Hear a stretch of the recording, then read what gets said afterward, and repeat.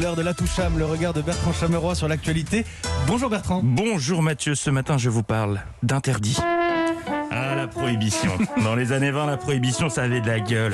Fallait pousser la porte d'un frigidaire pour s'engouffrer dans un bar clandestin, un speakeasy.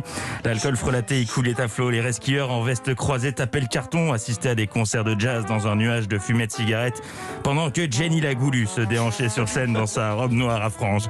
Ah, le doux frisson de l'interdit.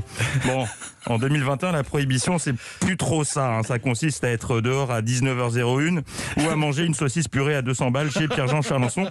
Alors, vous ne le saviez peut-être pas, mais pendant ce confinement, les restaurants n'ont pas le monopole de la clandestinité. C'était hier sur BFM. Les instituts de beauté, il y a des instituts clandestins officiellement fermés, mais qui proposent le service derrière le rideau. Les instituts de beauté clandestins, oui, ça fait moins rêver, c'est moins un grand spectacle, ce type de prohibition, quoi. C'est Scorsese qui réalise Vénus Beauté Institut, quoi. Non, mais vous imaginez Al Capone proposer une beauté des pieds? Non. Bon, en tout cas, il me tarde de découvrir le prochain reportage de 66 minutes enquête. Ça s'annonce haletant.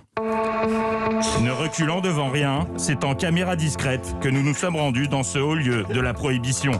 Derrière le rideau de fer, la gérante propose tout un tas de services. Bonjour madame, vous venez pourquoi? On peut vous faire un maillot brésilien, un soin peeling rénovateur de peau et un package teinture et permanente de cils. Et pour monsieur, épilation torse-dos à la cire chaude. Dans son carnet de réservation, plusieurs noms de personnalités que la patronne nous révèle en exclusivité.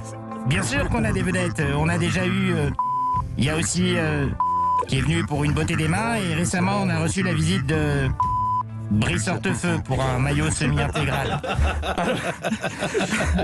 C'est vendredi. Alors, conseil... On a mal placé le... Petit problème de calage. Alors, conseil à la gérante de l'institut dont parlait BFM, si vous vous faites gauler, surtout préparez un bon alibi. Évitez le « Eh bien, il s'agit du plus gros poisson d'avril de ces 10 dernières années » parce que ça ne marche pas.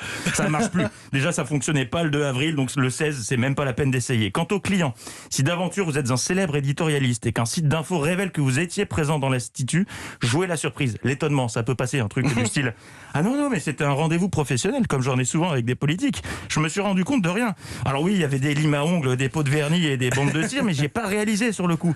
C'est quand madame est venue me proposer une épilation du cif que j'ai compris que c'était un institut. J'ai le sentiment d'avoir été piégé.